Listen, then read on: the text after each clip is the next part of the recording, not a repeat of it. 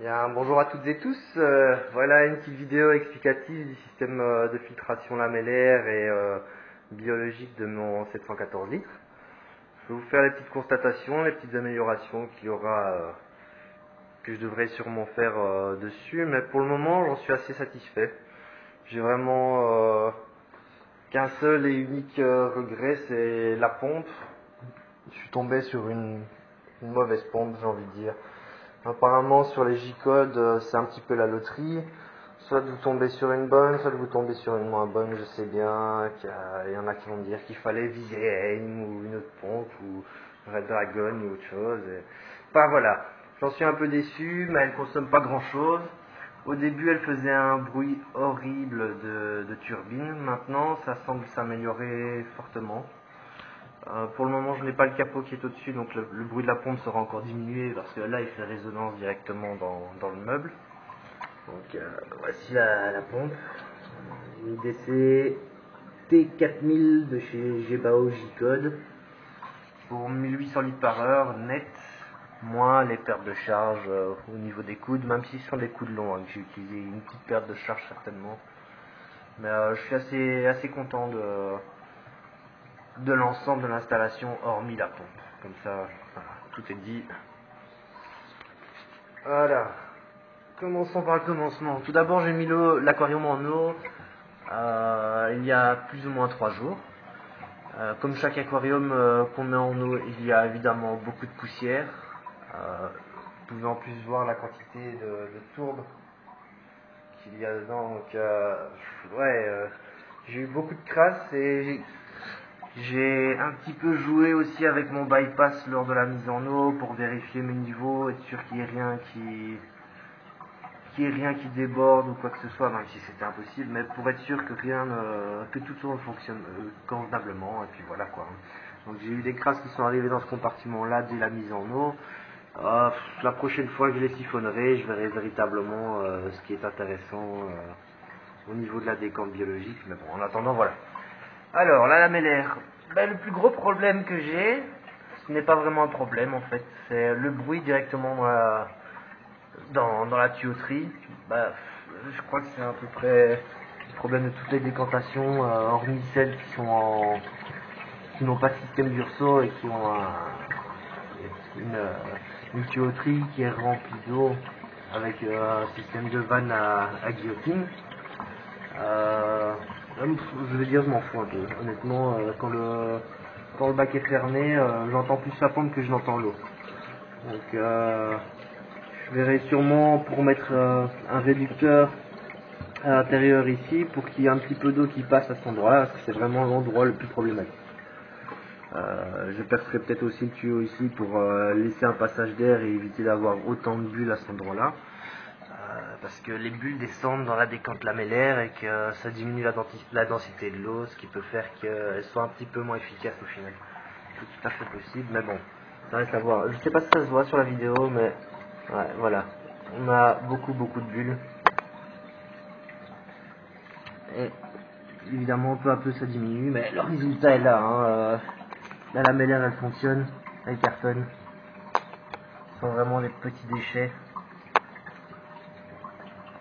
Ce n'est que 1800 litres par heure, évidemment. Ouais, c'est tout à fait réalisable sur un plus grand bac avec un plus grand débit. C'est juste qu'il faudra une bien plus grosse lamellaire, c'est exponentiel. Donc, on est en mécanique des fluides là, donc il y a du travail, beaucoup de recherche, beaucoup de calculs et beaucoup de peur aussi, bien sûr. Alors mes lames s'encrassent légèrement, mais avec du très fin sédiment. Pour simple exemple, il y a un endroit, je ne sais pas si on le voit vraiment, mais juste au niveau de mon doigt, il y a une toute petite plaque là. Par exemple, ça c'est un dépôt séché d'algues qui était dans mon bidon. Et il arrive seulement à cet endroit-là. Donc c'est pour vous dire à quel point tout le reste au-dessus c'est vraiment très léger comme sédiment. Et je dois dire que je suis super content. Pour le reste, la filtration fonctionne parfaitement. Tout arrive ici, voilà, hop. On arrive à cet endroit-là et l'eau est brassée pour être bien oxygénée juste avant d'arriver dans les masses de filtration biologiques. La mousse qui est là, elle sert principalement à retenir éventuellement un plus gros déchet, pour pas que je sois quand même obligé d'aller siphonner tout le temps dans mes pompes. Ceci peut le biocérapente peut s'entretenir par backwash aussi, donc c'est assez simple. Le backwash, ça veut dire que je dois verser de l'eau, donc je vais vider un tout petit peu la décante. Je vais vider de l'eau et en fait, tu as toutes les crasses qui vont arriver de ce côté-ci. Je peux mettre une pompe de l'autre côté aussi, pareil, et la renvoyer directement pour la faire tourner. Je devrais juste arrêter la pompe principale. Et toutes les crasses vont arriver et vont s'accumuler directement sur cet endroit-là que je n'aurai plus qu'à siphonner. Et puis c'est bon ainsi, je ne dois pas tout enlever à chaque fois, bien entendu. Les deux dernières mousses de filtration, la pompe, enfin, bref, voilà. Mon eau pour le moment, elle est à 19 degrés. Quand je l'ai mise, elle était aux environs de 13 degrés, puis elle est montée assez rapidement à 15. Je la laisse monter jusqu'à 20-21 degrés, encore plusieurs jours, peut-être même plusieurs semaines, le temps qu'elle se stabilise et qu'elle prenne la température de la pièce pour pas consommer inutilement. Tant que mon compartiment de chauffage ne comporte pas de chauffage de thermoplongeur, je le mettrai plus tard, quoi, pour dire d'essayer de monter à 23 degrés, maximum 24. Pour l'hiver, je laisserai brancher en permanence. Vu qu'on est dans une des pièces principales de la maison, je ne consommerai absolument plus rien et ça, c'est un gros plus. En parlant d'économie d'énergie, ma pompe fait 30 watts, donc tout le système ne fonctionne que sur 30 watts, hors chauffage. Je vais vous montrer le petit bazar. La plaque ici, je vais la percer, je vais certainement mettre un plexiglas ou une vitre pour avoir toujours un œil et réarranger mes pompes de brassage, ceci et cela, tout ce que je veux. Ma pompe de brassage brassera lentement, mais d'une manière très très large, bien entendu. Donc voilà exactement ce qui se passera. Voilà ma petite installation électrique, pas totalement terminée, mais c'est une installation avec récupérateur de chaleur, c'est-à-dire que mes transfos sont placés le plus haut possible. Cette plaque-ci est légèrement inclinée pour que la chaleur passe, donc c'est quasiment rien, mais qu'elle passe et qu'elle arrive au niveau de ce trou-là. Et il y a l'échange d'air haut-bas qui se fait comme sur les boîtiers électriques, et enfin les grands coffrets électriques. Et je vais rajouter un petit ventilateur de PC qui fonctionnera en même temps que l'éclairage dessus. Hop, voilà. Là, on a fait le tour de la partie technique directement. Je vais prendre une chaise. Voilà. Quand ma pompe s'arrête, j'ai le système avec le trou ici à cet endroit-là. J'aurais pu faire en sorte de mettre un anti-retour plus bas, mais je perdais de la perte de charge sur la tuyauterie. Ou alors mettre directement un anti-retour inversé sur ce système-ci. Et là, à ce moment-là, en fait, toute l'eau passait directement dans le brassage. Ça ne m'intéresse pas pour le moment avec un Blackwater, car l'eau est censée ne pas bouger énormément. Donc ça ne soulève pas grand-chose, vous allez me dire, mais c'est le principe logique d'un Blackwater. J'ai de toute façon la pompe de brassage qui compense. Ensuite, le système se désamorce. On est en 20 mm. Vous percez le bouchon par le fond. Il est pile poil au niveau de l'eau. Quand l'eau diminue, il y a un trou d'1 centimètre, donc 10 mm de diamètre, qui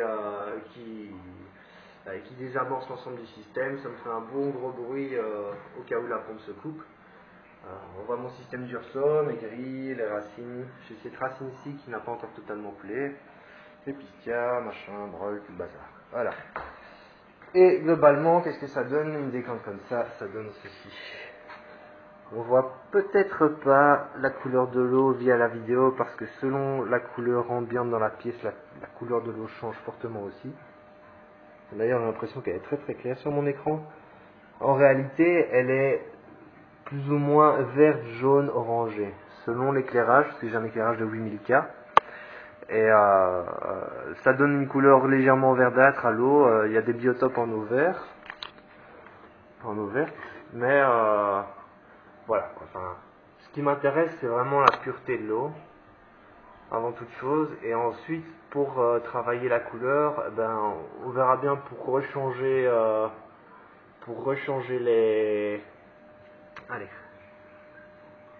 pour rechanger la tourbe et les feuilles de catapa plus tard, parce qu'il y a probablement une petite contradiction entre l'Akadama qui pompe tout ce qu'il y a dans l'eau par rapport à la tourbe et aux feuilles de catapa qui relarguent dans l'eau. Enfin voilà, comme ça vous avez vu l'ensemble. Je peux vous dire que mon eau est à 84 microsiemens, je l'avais rempli à 24 microsiemens. Donc il y a eu de la poussière, il y a eu les tanins de la tourbe, l'acide humique, etc., etc. Plus maintenant les plantes qui ont quand même perdu quelques racines à gauche à droite le temps de s'adapter ici en 2-3 jours. Puis des champignons qui ont poussé sur les racines comme d'habitude. Et voilà. Allez, bon amusement, aquariophilement vôtre, et ciao.